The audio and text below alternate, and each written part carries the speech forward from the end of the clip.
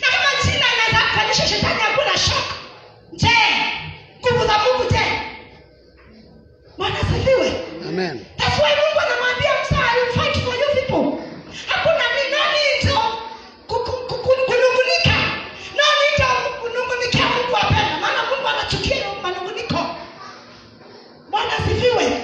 Mungu hapendi manunguniko. Kama ni kuamini Mungu, simama. Mwambie Mungu nimesimama. Maana maandiko nasema katika kitabu cha Psalms 91 verse 7. Nataka msomee maandiko ili nimalize. Maana nisomea hapa. Psalms 91 verse 7. So, sijui kama kuna mtu mwenye ana Biblia ya Kiswahili. Nataka tusikie vile hiyo maandiko nasema vizuri. Iko na Kiswahili hapo?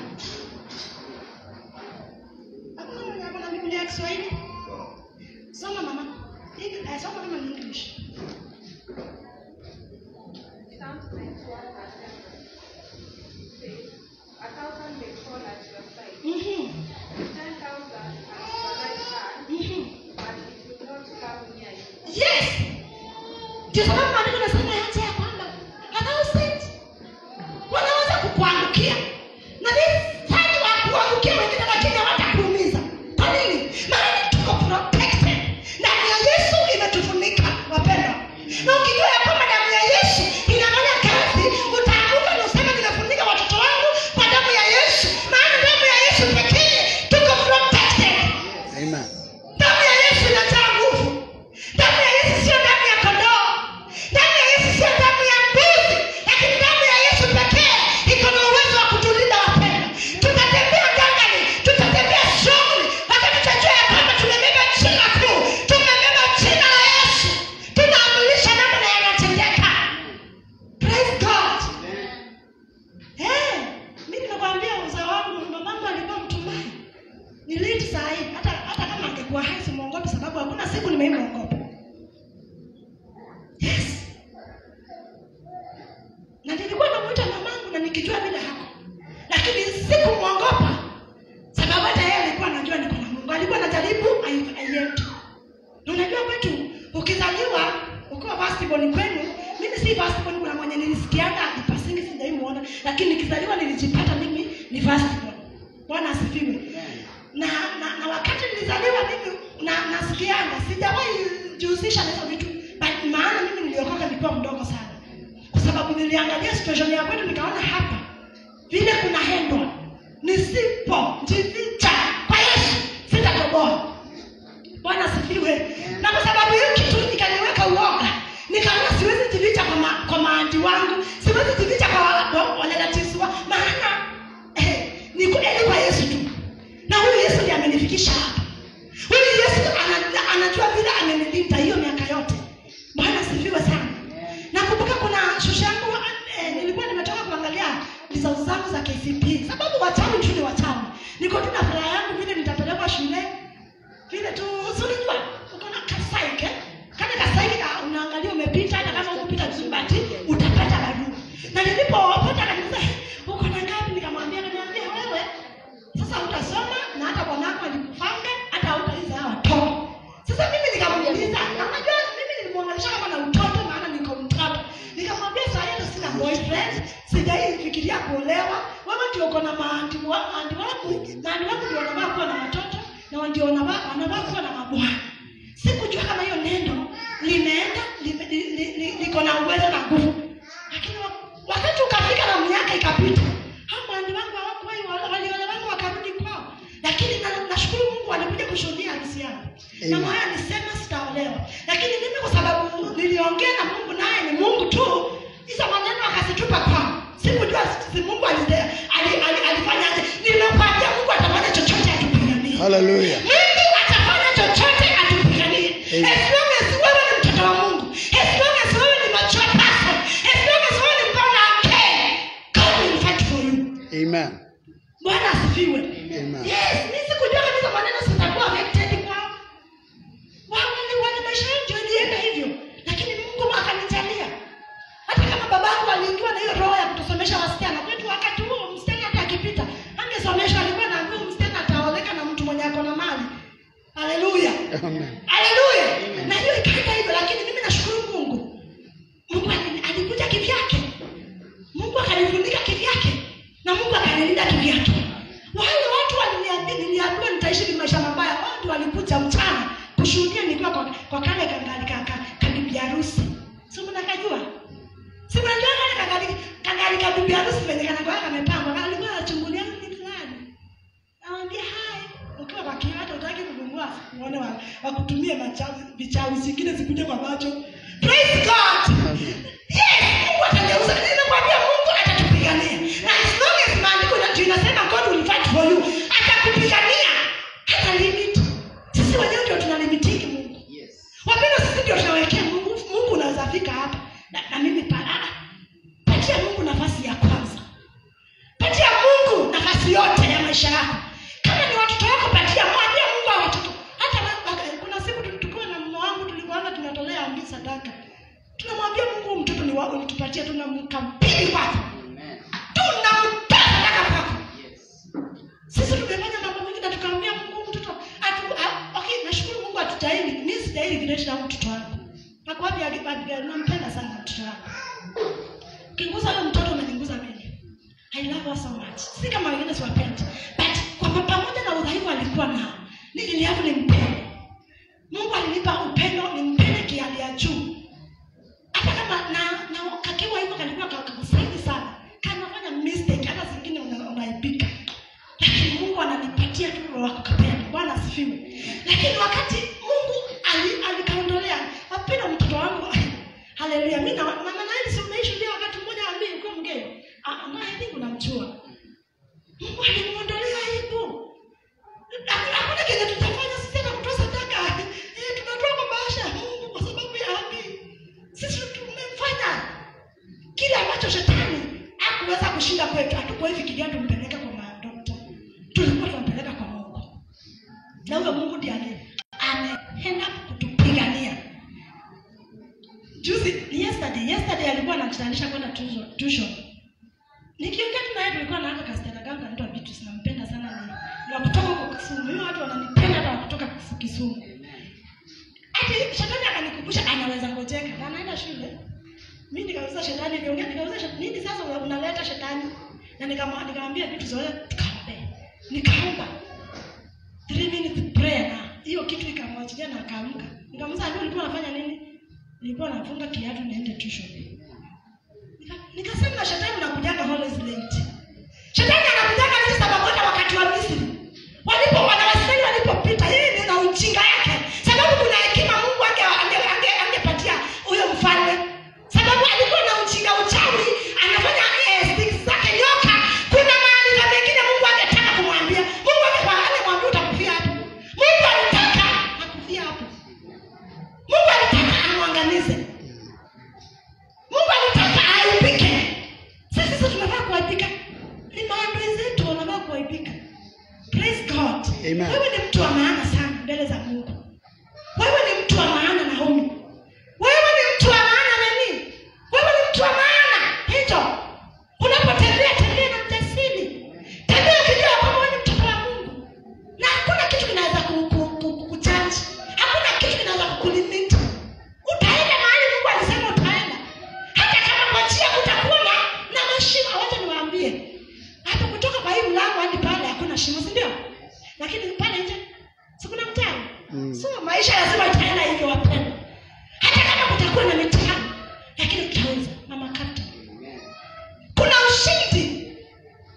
Wana wa Israeli waliangalia maji wakaanza kuuliza Musa, kwani uko Misri huko Misri hakukuwa na mashamba tunaweza ziko? Musa huko hata kama tulikuwa tunateseka, lakini tulikuwa hatukuwa tunaona maji mbele yetu. Lakini kwa sababu Musa alikuwa anaongea na Mungu, Musa anawaambia nataka tukusanyike tuongee vile wazee wataongoza, watatuongoza tuwafuate. Wazee ni wazuri. Maana tunasema hapo walikuwa wanajipanga, wanajikusanyia pamoja, waanze safari yao. Na Musa alikuwa mtiifu sana, maana alikuwa anawaambia kujeni msiogope. Wakiuliza maswali hakuvunjika moyo wapendwa. Safari ya mbinguni tusivunjike moyo. Sio rahisi safari ya mbinguni imejaa mambo mengi, lakini wewe ni mtu wa maana, wewe ni mshindi. ushindi katika maisha yako. Wakati mwingine simama, wakati umeamka simama kwa kioo, jitambilie. Ambia wewe mtu mwenye kwa kioo, wewe ni beautiful, wewe ni tajiri sana. Umepaki magari 10 pale ni outside. Na hii paki nyingine pia choke hizo words. Zinakuwa zina make sense katika ulimwengu wa kiroho. Lakini kuna watu hata ukijipaka mafuta na wewe ukiangalia kwa kioo, shida iko wapi? Shida iko wapi? Na maandiko yanasema kwamba tumeumbwa, tunakaa Mungu. Na kama vile Mungu anatupenda na upendo wake, hata wewe jipende. Sasa zingine jaribu kuvaa dress useme hapo hapana. Simama tena akakupoa. Ukiwa tu peke yako, sababu wewe ni mtu wa maana sana. Praise God. Amen. Kuna ile ulilipiwa gharama, ufai kulipa gharama nyingine. Sio ulilipiwa gharama na Mungu. Kwa hivyo unafaa kuishi kama mtoto wa mfalme. Mtoto wa mfalme ukienda kwa Luto saa hii, mtoto wa Luto aingie tu, utaona wale wenye walikuwa si wa hapo wanasonga pita. Kama kulikuwa na wageni ama ma-MP watu, utaona tu wamempea kiti. Sababu yeye ni mfalme, mtoto wa mfalme. Na mtoto wa mfalme ni kama mfalme. Bwana asifiwe. Kwa hivyo wapenda tujitambue. Tutambue vile Mungu ametuweka level yake. Vile Mungu tuona. Jione vile Mungu anakuona. Praise God. Amen. Kwa hivyo nimekuja kuambia Mungu anatupenda na Mungu atapigana vita vyetu. Amen. Vita vyetu viko na mwenyewe. Vita vyetu viko na nani? Na mwenyewe. Na mwenyewe ni nani? Mungu. Nani unasema ya kwamba hata nitajaribu ambalo utakushinda, hautaweza kunishinda. Sababu kila jaribu nikita atanipima. Haona mama naye akiangukiwa na hii, hataweza. Asema yes, na Mungu anajua jaribu linakuja. Kwa hivyo ile jaribu linakuja kwenye maisha, njua ya kwamba Mungu ako aware. Na ukijua Mungu ako aware na jaribu yenye imekuja, kwa wakati huu shukuru Mungu. Usinungunike. Unajua tunakoseanga mama, jaribu yamekuja. Lakini wewe ndio huyo uyawezi kuyatatua saa hii na unaanza kunungunika, unaongeza hasira na chuzi nyingi. Achia Mungu. Ambia Mungu ni asante. Kwa sababu ya hili limekuja. Na vile lilikuja unajua vile litaondoka. Maana unasema ya kwamba watakuja kwa njia moja. Lakini kurudi njia 7. Kwa nini? Walikuja wakivinyatia njia moja. Wakisukumana kwa njia moja. Lakini Mungu huwasababisha waende kila mtu yake. Haraka. Clear the way. Bwana asifiwe. Kama vile rais akitaka kukuja hapa, utaona vile security vile watakuja kukilia. Watoto watoka kwa barabara. Hivyo ndio majaribu Mungu atayatumia. Maana wewe ni mtoto wa Mungu. Bwana asifiwe. Wewe ni mtoto wa Mungu. Wewe ukikatwa hivyo, wewe ni mtoto wa Mungu.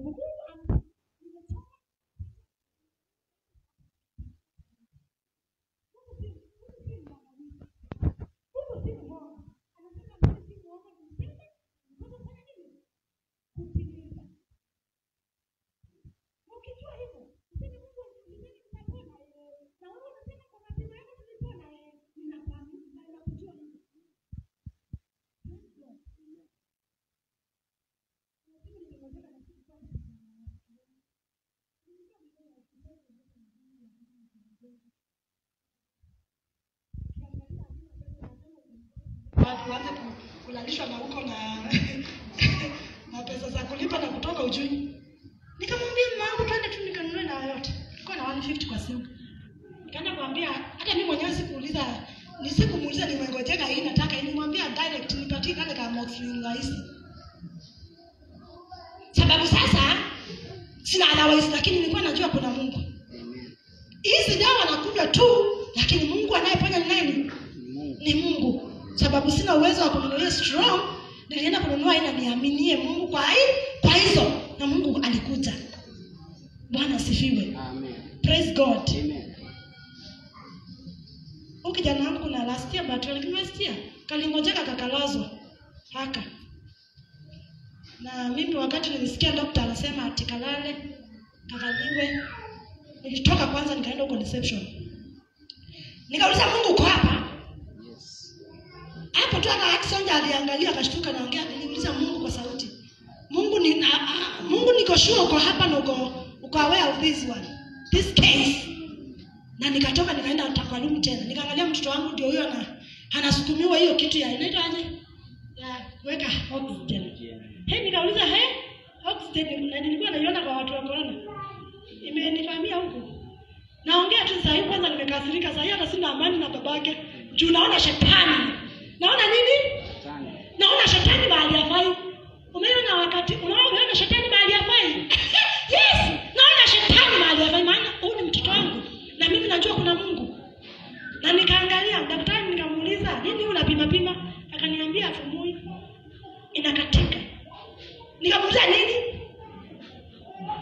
Akaniambia, "Mama, kuja pale kwa mimi nikuelezee." Acha kwanza nimalize kumfix, anapima. Nikauliza baba yake, "Mtoto wetu ana nini inafanya titi?" Akaniambia mtoto kama nilikuwa naangalia ima hapo, naambia shetani, ninajua shetani wewe uko mahali hapa fai. Hapa ufai hapa. Amen. Na kama nguza mtoto mama akiwa karibu. Unajua hawa baba sasa zingine, acha niseme ina nifunge. Wa baba ndio. Wote vile kuna testing. Kwa hivyo ukilinguzia mtoto na kuanga nasikia kana ka uchungu, kalianza kwa mgongo kakakuja kwa tumbo. Na ndio sababu nasemanga mimi ninguze tu mimi. Hata naambia Mungu wakati mwingine mangoja siyakuja kwangu ndio nita explain. Hata katoto kangu nini shetani anatesa. Lakini najua shetani ameshinda na mimi, sio anataka kunitemptia sababu anajua huyu nampenda. Na wakati nitapeleka kichwa yangu na akili yangu hapo, ni sasa kama kuna Mungu. Praise God. Amen. Na nikaona kesi imekuwa kubwa, na nikaambia Mungu, nikaambia Mwenyezi baada ya call pastor openda.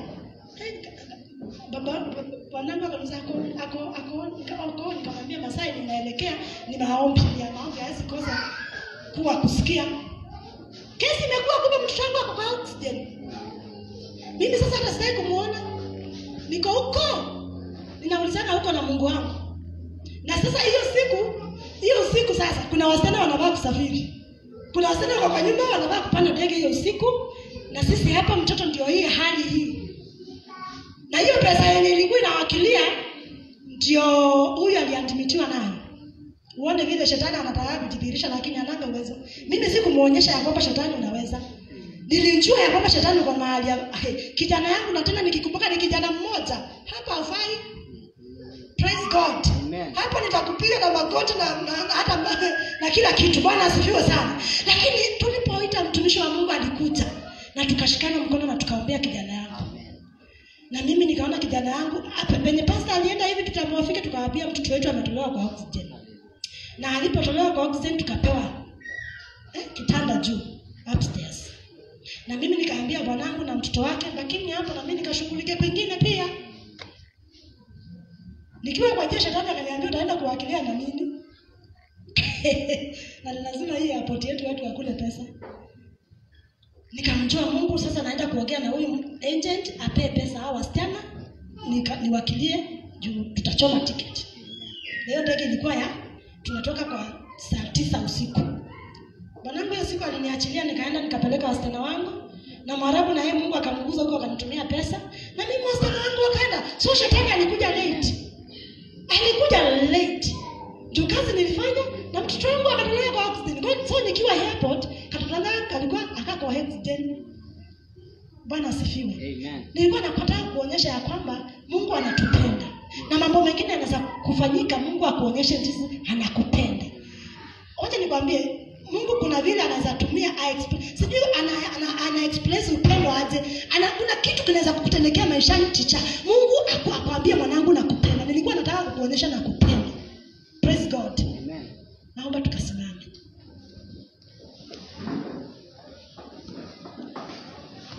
Poleni sana nimewakalisha. Next time nitakuwa na muda mfupi. Naomba Pastor David amalizie. Bwana awabariki sana. Amen. Amen. Amen. Amen. Amen. Amen.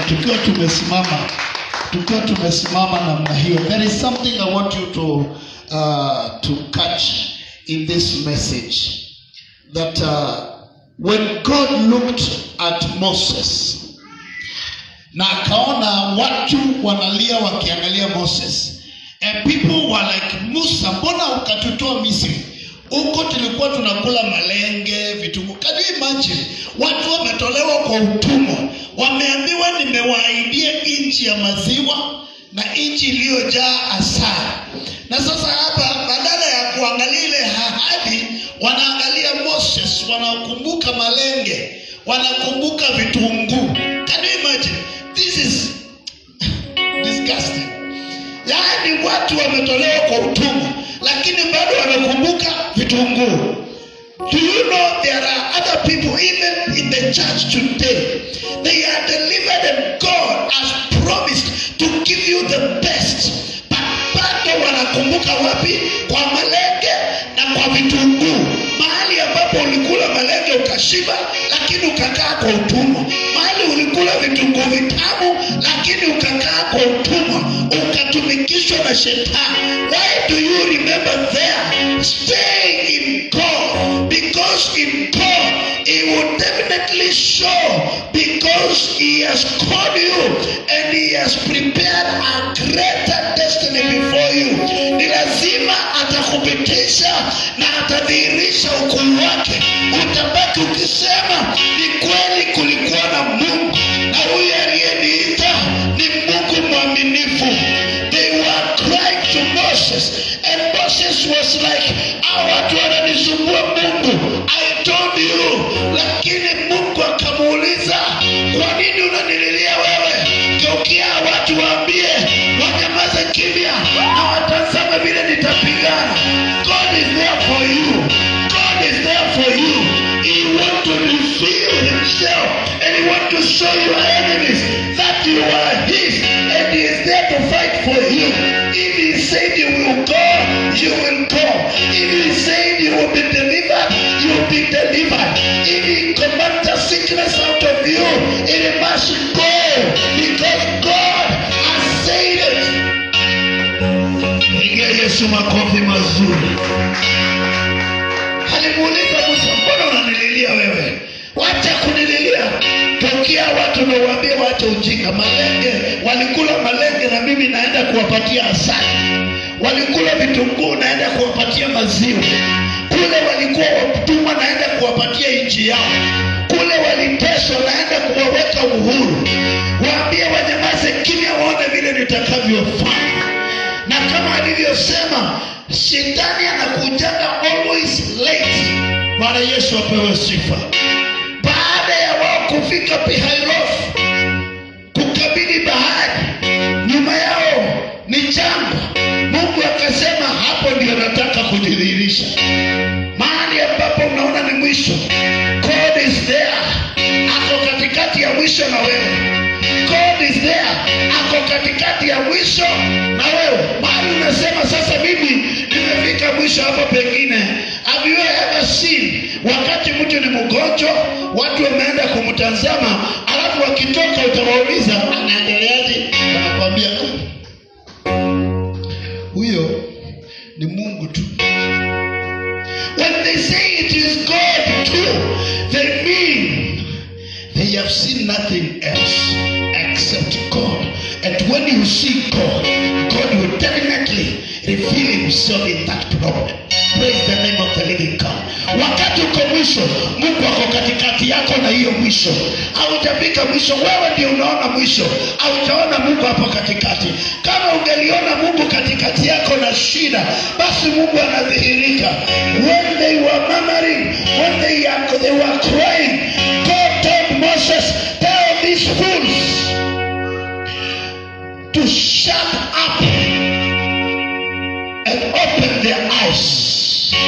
Tell your neighbor, shut up and open your eyes. Praise the name of the living God. Because God said they will go and inherit the land. There is nothing can stop that. And there is no authority that surpasses God's authority. There is no declaration, there is no word, there is no power that can surpass the power of God. He said they will go It doesn't matter where they will go through. It is before them, it is a sea, but they will go. Praise the name of the living God. And when they shut their mouths up, God told Moses, geukia bahari, nyosha mkono wako juu ya bahari. And when he stretched the scepter over the sea, God made a way. Bwana Yesu apewe sifa. Akatengeneza njia katikati ya bahari. Na adui akaona wanavuka. Akasema, kwani wanavuka na mabawa? Si wanavuka na miguu, hata mimi nitawafikia. The Bible says that baada ya wao kuvuka na maadui kufuatia, God made sure there is a gap between them and the enemy. God will make a gap between you and your enemies. They will follow, but they will not find you. They will see you, but not reach you, because there will be a gap. God made a gap so that the enemy may come. Na ili waone na macho adui akiangamizwa. That is what God is about to do in your life. God is about to do a miracle. God is about to make a way where there seems to be no way. God is about to deliver you. God is about to lift hiyo kifuniko waliweka. God is about to move that barrier ambao walikuwekea. God is about to move hiyo kizuizi ambacho waliweka usivuke. God is about to remove that limitation ambao walikuwekea. Yale maneno waliweka, wakasema unaweza enda tu hapa ticha, unaweza andikwa hiyo shule lakini huwezi enda zaidi hapo. Wakasema unaweza soma lakini hakuna kazi utaipata. Wakasema ndio unaweza olewa lakini hutapata watoto. Wakasema unaweza olewa lakini hutaipata amani. Ndio utapata watoto lakini kazi ya kupata pesa ya kuwalisha hutaipata. They said it, but God is about to make a way where there seems to be no way. Because he said it, he will do it for you. And you will stand still and see the salvation of God. He told them, tell them to shut up, stand still and watch. They will see the salvation of God. When the enemy came following, God made sure that there is a gap, and the enemy comes. Na Mungu akamake sure kuna gap wakifuata tu, na ni wajinga. Yaani adui yako ni mjinga tu. Anasema hataki kukuona na uko mbele, si ageuka angalie nyuma. Bwana Yesu apewe sifa.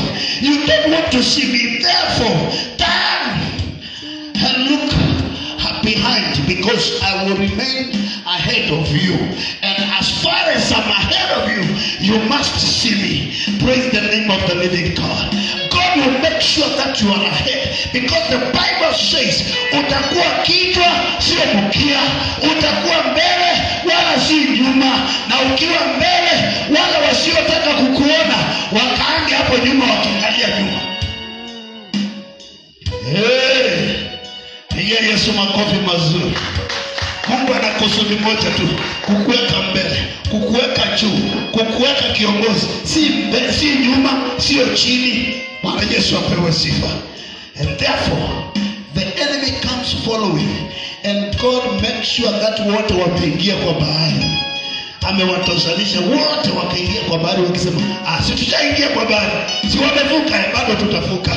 By the time they were at the midst of the sea, God tells Moses, now stretch your hand over the sea. And they were swept. Actually the Bible says when they entered the sea, because they saw a dry land, na wakaingia wakifikiria ni dry land, the Bible says Mungu alifanya makasha yao magurudumu yakawa mazito. Punda na farasi, wacheni kuondoka nje nikihubiri. Punda na farasi wakashindwa kufuruta makasha, ikakuwa mzito mpaka ikafika time ya hawa kuvuka. God said stretch, and they were all swept. May your enemies be swept. May your enemies be swept. May your enemies be swept. May any situation be swept. May any hardship in your life be swept. May any cry that you have cried end now in the name of Jesus Christ. May any struggle you have struggled be enough. Come to an end now in the name of Jesus. Kila kizuizi walichokuwekea na kiondoke sasa. Kila maneno waliokunenea na yavunjike yaishe nguvu. Kila maneno walikuambia mahali walisema utapita, pita sasa, maana njia imetengenezwa kwa jina la Yesu. Kuna mtu alisimama siku moja akaniambia peupe machoni hivi, wewe hutawaipata mtoto mwingine. And I had one kid. Hutawaipata mtoto mwingine. And I asked her, what did you just say? Hutawaipata mtoto mwingine. And she was pregnant for the second born. That is Abigail. Na akamgeukia akamwambia hata huyo ako kwa tumbo huyo amalizi siku 7. And I turned to her and I told her, listen to me and listen to me very well. If that baby comes out, huyo mama akiavia hiyo mimba, hiyo siku huyo mtoto atatoka, utashuka na yeye na utajua mimi ni mtumishi wa Mungu aliye hai. She's a witness. Nilisema hivi, nilimwambia akishuka hiyo siku hiyo mtoto atamwagika, mtaenda na yeye. Praise the name of the living God. But because I serve a God whom I trust and I know, mtoto alibebwa akamaliza siku 7, akamaliza 14, akamaliza miezi 7, akafikisha 9, hata akapitisha ulimzaa na miezi ngapi? Sema yote masikia. 10. Alimaliza mpaka miezi 9 na akaongezewa 1. Bwana Yesu apewe sifa. God is about to do a miracle, an extraordinary one in your life if you believe in Him. Praise the name of the living God. We don't believe the voice of the enemies. Atuamini makasha, atuamini vifaru, atuamini kwa sababu wana nguvu. We believe in God who overcomes all chariots, and the Bwana wa mabwana apiganaye vita na kushinda. That God is about to come for your rescue. Inua mikono yako, mwambie Bwana, niko hapa, nahitaji ukombozi wako, nahitaji ukombozi wako. Ambia Bwana tu jambo, mwambie Bwana, nimejua ya kwamba wewe upo kupigana vita vyangu. Ninaona bahari mbele yangu, ninaona mazito mbele yangu, ninaona maneno yaliyonenwa. Wengine waliniroga, wengine waliweka uchawi, wengine walitamka mambo, wengine walikwendea kwa waganga, wengine wakachukua irizi hata wakapanda kwa boma yenu ili kusije kukaolewa mtu. Wengine wakasema kwa hiyo boma watu watazaa, wengine wakasema kwa hiyo boma watu hawatafanikiwa, wengine wakasema kwa hiyo boma hata wakipata watoto wao watakuwa bure, watoto wao hawatawasaidia, watoto wao watakuwa wezi, watoto wao watakuwa wafuta bangi, watoto wao watakuwa wahalifu. Kuna watu walinena maneno haya. Ambia Bwana, niko hapa leo, ninakanusha maneno hayo. Fungua kinywa chako, sema maroho niliyotumiwa, sema kwa sauti, maroho waliyotuma kwangu, sema maroho waliyotuma kwangu, ninayarejesha kwao. Maneno waliyonenea ninayarejesha kwao. Ile ilizo waliyopanda ninaiamrisha irudi kwao. Mishale waliyonitumia ninairudisha kwao. Sema malaana ambazo walituma kwangu ninarudisha kwao. Sema mimi ni mtoto wa Mungu na nitafanikiwa. Mimi ni mtoto wa Mungu, nitarithi mema. Mimi ni mtoto wa Mungu, maisha yangu ni ya mbele. Mimi ni mtoto wa Mungu, sitakuwa mkia. Mimi ni mtoto wa Mungu, sitakuwa chini. Vizuizi walizoweka zote nimeziondoa kwa jina la Yesu. Sasa pokea ushindi wa Bwana katika maisha yako. Pokea ushindi wa Bwana maishani mwako. Mhubiri amesema adui anakutana later. It is true. coming late even now. He is late even now. Because you are blessed of the Lord. And whatever the Lord has blessed, no man can curse. No devil can curse. No demon can reverse. Your blessing belongs to you. Your blessing belongs to you. Your blessing comes from above, and nobody can reverse it. You are blessed beyond measure. You are blessed beyond measure. You are blessed beyond measure. And now, Father, in the name of Jesus, I pray that you are going to release your grace upon your children in the name of Jesus. Because they have heard your word, I pray that it works in their lives, oh God. And because their faith is unto you, oh God. You say without faith, it is hard to please you, oh God. And I pray that, Lord God Almighty, that we came here believing and trusting in you. And Lord God Almighty, no shame will come in our camp. No shame will come in our camp in the name of Jesus. The way you made the way in the sea, make it for us, oh God. The way you swept away the enemies, may you sweep them now in the name of Jesus. Magurudumu yao yakuwe Bwana magumu, yakuwe mazito, njia zao ziwe giza, njia zao ziwe terezi. Utupatie ushindi ili tutukuze jina lako. Wache Bwana waliotucheka wakaone tukicheka, waliofurahia tukiumia wakalie Bwana tunapocheka na kufurahia. In the name of Jesus, I declare your blessing upon your people. I declare your blessing upon your people. In the name of Jesus, as they walk out of this place, God, may your grace go with them. Your presence move with them, oh God.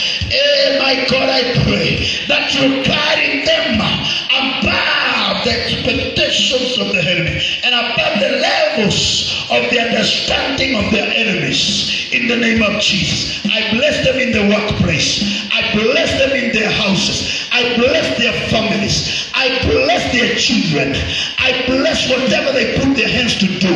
In the name of Jesus Christ, I bless their Monday. I bless their Tuesday. I bless their Wednesday. I bless their Thursday. I bless their Friday. I bless their Saturday. When they come in on Sunday, may they come with joy. May they come singing a new song that you have done it to them, oh God. In the name of Jesus, they are blessed. Their work is blessed. And whatever that they touch is blessed. And those people, when they mingle with them, they will tap the blessing over their lives in the name of Jesus. You are blessed beyond measure. Go in peace, and whatever you do, it be blessed in the name of Jesus. Your name is victory, because victory belongs to you. May you succeed in your endeavors in the name of Jesus Christ. Thank you, Father, for the blessing. Thank you for what you have done to us, and thank you, mighty God, because you are God. And I know you will do this for your own glory. In the name of the Father and the Son and of the Holy Spirit. And the church shout a big amen. Pigia Yesu makofi mazuri. Pigia Yesu picha na kelele za shangwe. Maana amekutendea. Hako hapa kutenda kwa ajili yako. You will come on Sunday preaching praises, worshiping and glorifying God, because He will have done something new in your life. Blessing belongs to you.